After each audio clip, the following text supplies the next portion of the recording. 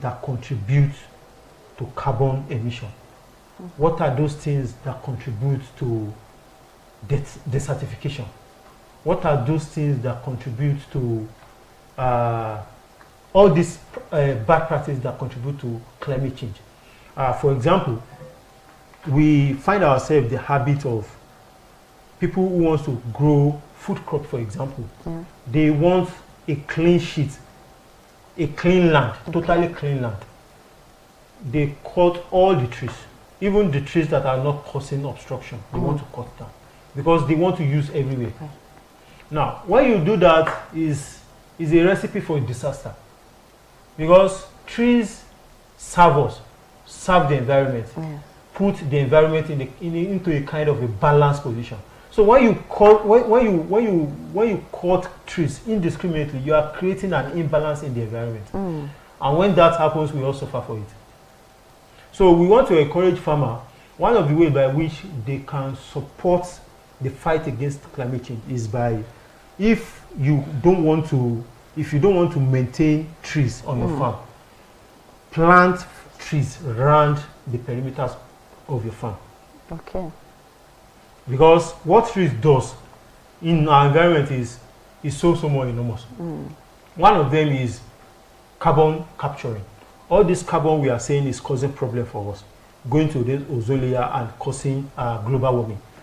It's what the plant use to produce in their photosynthesis something. They will capture carbon in the environment and give us oxygen. They make oxygen available in the environment, calm the environment, serve as a windbreaker, and help us capture that carbon that is causing problem. Because one of the major drivers of climate change is carbon. So when we plant trees around the farm, we are fighting climate change, and also we are going to be gaining a whole lot of things from trees being on our farm, because they will serve as windbreakers. And they also help in hosting pollinators, bringing pollinators around, which will help us, and we achieve a bumper harvest. Another thing is, we should look at the way by which we do our tillage. Okay. Now, apart from trees being a source of carbon capturing, the store or the warehouse for carbon in the earth is the sea and the soil.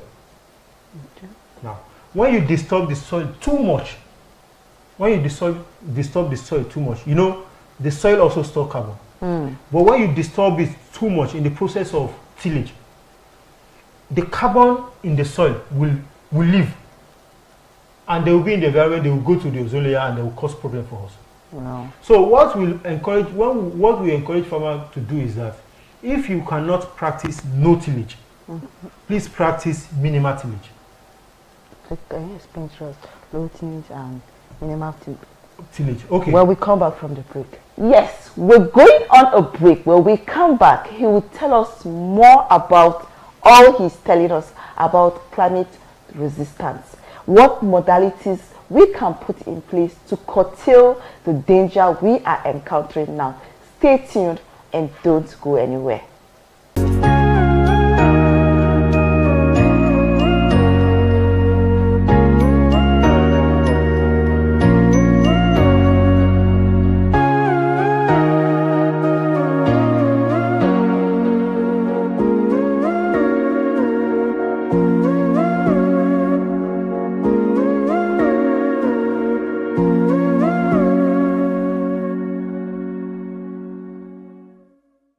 Welcome back. Before we went on the break, we're actually telling us about how farmers contribute to fight against climate change to achieve bumper harvest.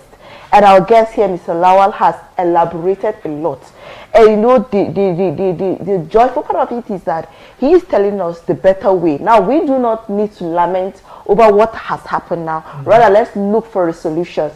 And before we cut him, he was actually telling us how important farmers should leave some plants on the field so that it will help also protect us and protect the environment and protect even the soil. So you were saying Yeah. So another way I was talking about is the issue of tillage. Tillage, yes. Yeah. So tillage has been found to be one of the source that carbon leave the soil. Okay. If you do tillage too much, Okay. you find out that so many carbon in the soil will leave to the atmosphere, and they will contribute to climate change and global warming. Okay. So what is now advised now is that farmers should practice minimal tillage, Okay. if at all they cannot do no tillage at all. Okay. There are some crops that don't need secondary tillage, Okay. like maize now. Mm. For you to cultivate maize, you don't Need to necessarily need to make ridges. Okay. Now, what you need to do to cultivate maize is to plow and harrow. When you plow and harrow, the soil is okay. You can do your maize. Okay. But when you plow, you harrow, then you ridge again. That is like stage of disturbing the soil. So you are allowing more carbon into the environment, and this is contributing to global warming and climate change. Okay. So if you want to cultivate maize, soya bean, all these crops that are not tuber, you don't need to make ridges. Okay. Especially in large farms that will use combine harvester to harvest. Okay. If you even put ridges on your farm, you cannot use a combine harvester. So just leave it at that. After plowing and harrowing, plant your maize. It's only when you want to do crops like cassava and yam, you need ridges and mounds. And even in some cases, in some southern part of the country where the soil is very, very deep and soft, they do plant cassava on flat soil. Wow. Yes, and it will do well.